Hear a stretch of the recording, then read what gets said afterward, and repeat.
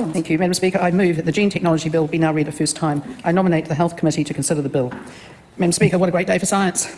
As part of the agreements with our coalition partners, New Zealand First and the ACT Party, this government has committed to introducing a dedicated legislation for gene technology. This bill is a result of that commitment and the commitment we made to the New Zealand public to bring our regulations for gene technology into the 21st century. Our current regulations for genetically modified organisms are some of the most backward-looking in the world. New Zealand has lagged behind other countries such as Australia, Canada, England, which have safely embraced these technologies for the benefit of their people and their economies. Despite gene technologies having been in use in New Zealand since the 1970s, the restrictive rules and time-consuming processes we have imposed on researchers have made testing and basic innovation outside the lab all but impossible, but no more. This government has listened to our research, primary industry and medical communities and the frustrations that they have felt over many years. Today, New Zealand moves into the present with a safe, enabling regulatory regime. The legislation will enable the sorts of innovation that will benefit New Zealand while effectively managing risks to the health and safety of people and the environment. Instead of continuing to frustrate, we want to enable New Zealand's biotech ecosystem to attract and retain the brightest minds so that we can deliver solutions to the challenges New Zealand faces, such as climate change, such as increasing the productivity of our primary sector, such as conservation, such as human health, potential cancer cures. From advances in health treatments in our hospitals to supporting our farmers to produce the best food in the world, the transformative power of innovation is key to our country's future and key to making New Zealanders' lives better. A key objective of this legislation is to proportionately regulate gene technologies. A one-size-fits-all approach is neither efficient nor appropriate to managing risks to the health and safety of people and the environment, and we have decades of experience both here and abroad to proportionately regulate gene technology. With the new regime, the government is also taking a forward-looking and sensible approach to the regulation of innovative technologies like gene editing. Other countries around the world, from Australia to Japan to England, are safely embracing these very predictable technologies, and this new legislation will ensure we no longer lag behind. Rather than being apprehensive of innovation, we intend to regulate these more predictable technologies based on their most important factor, that's their outcomes. Previous approaches have been akin to regulating electric cars more stringently because they were a new technology, whereas our approach will be logical, science-based, safe and fair. As a small country, we need to be realistic about what we can achieve and where we can best rely on overseas expertise to deliver benefits for New Zealanders. Our gene technology regime will allow the recognition of comparable overseas gene technologies regulators, which will enable us to make better use of considerable expertise overseas and expand the number of medical therapies available to New Zealanders. This will also have the benefit of freeing up the time of our new regulator, enabling them and supporting their staff to concentrate on areas where their limited time is best spent. It will enhance the efficiency of the regime for researchers and developers of new beneficial applications.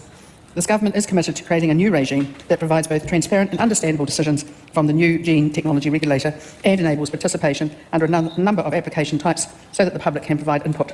We believe an effective forum in which the public and users of the regime can express their views on these applications will be essential for public trust in building a more effective system over time. This will be enabled in a range of ways, from specific licence applications right through to the risk tiering framework which will underpin this new regime. I want to take a moment to address some of the rhetoric I've heard this year so as to assure New Zealanders of what this change means and what it doesn't. This change does not mean a free-for-all on genetic technologies in New Zealand. This change simply means that gene technologies have a pathway for regulatory assessment that is designed to ensure the public and environmental safety of New Zealand. This change does not mean that people have to use gene technologies. This change gives those who want to benefit from these technologies a regulatory approval method so that they can opt in. They do not have to opt out. They have to opt in order to use them. This change does not mean we can no longer have organics or be GE-free. GE products have been in New Zealand for years, and things such as soy milk. Other countries with a gene technology regime still have organic sectors. Think of the United States and Australia. The US is the largest organics producer in the world, while also being the largest producer of GM food. This change does not mean that we are opening up the floodgates to genetic engineering of all kinds. Just to be very clear on that point, I can assure you the genetic engineering of human embryos will remain banned. What this does mean for New Zealanders and their families is this. New Zealanders will have better access to more effective cancer treatments such as CAR T-cell therapy, if they want to. Our farmers will have access to productivity tools and emissions reduction technologies helping them meet their climate goals and get high yields, but only if they want to. Our scientists will no longer be confined to petri dishes, instead having the chance to get their amazing technology approved for use outside the lab, and the New Zealand economy reaping the benefits of that.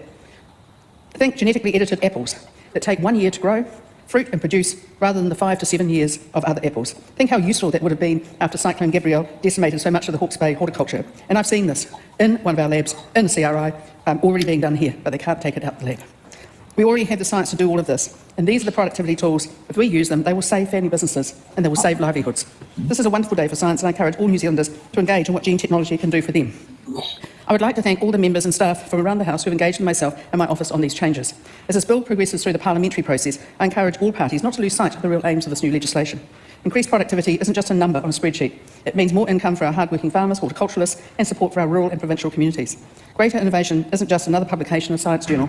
It means more tools to address the big challenges of our age and provides greater opportunities to incentivise our researchers to stay.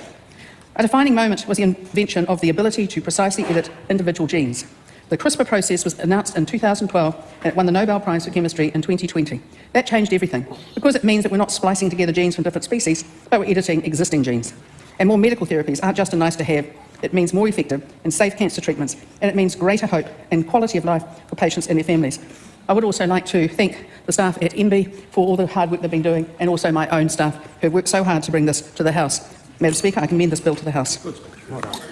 Guys, you're going to hate me for this, but that was actually a pretty good speech. I did a lot of fact checking on that. She's actually right on a lot of points. It is true that biotech will increase productivity in the primary sector and improve conservation outcomes and health outcomes. Some of the projects that are currently being done now is sterile Douglas fir. That's a type of fancy pine tree to prevent wildling pines in the forestry sector. Someone who has been in the forestry sector, it's a real fucking pain in the ass to deal with wildling pines, and it's a fire risk. So that's pretty cool. The other one that's currently being done is clover. That's like a type of yummy thing that cows like to eat in the field, with boosted condensed tannin content to reduce methane emissions and bloat. I think that's pretty cool. And another one that's being developed is engineering a patient's own cells to fight cancer. That's pretty dope as well. So, I mean, I literally have pages of research that I did on this. She also stated that, Judith Collins also stated that the key objective of this legislation is to proportionally regulate gene technologies, and that a one-size-fits-all approach is neither efficient nor appropriate for managing risks.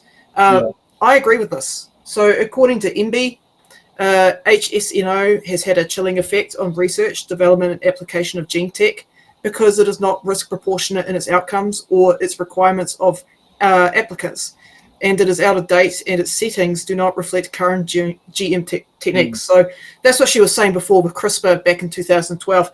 HSNO hasn't really accounted for CRISPR and the way how we can just edit already existing genes within a plant or within an organism. That is really cool. And what I really appreciate about this bill is that she's proposing a new risk management approach and a risk tiering framework, which is going to be crucial for improving the economic output and improve the safety and risk assessment of GMO tech. I don't know what apples she's talking about, though. I wish I knew. That sounds cool, an apple variety that can produce fruit in a year. Would love to know. Yeah. That would actually, considering, like, I know when Chris and Jury planted his macadamias, it was about 15 years before they started fruiting.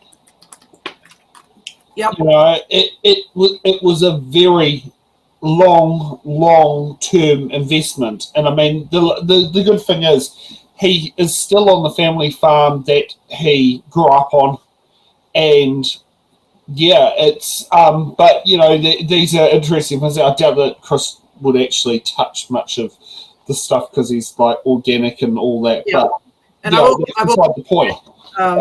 It's, you know, it's looking at that sort of stuff. That's the thing in there.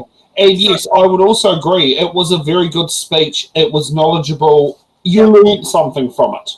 Yeah, no, it was. She did hit the points. Now, there are issues with the bill. Yeah. But the issues is not with the technology itself. It's more to do with the business framework side of things, right? It's the technology itself is you're already working with existing genes. You're not grabbing a weird gene from a fish and then inserting it into an apple. That's not what we're talking about here. We're talking about CRISPR.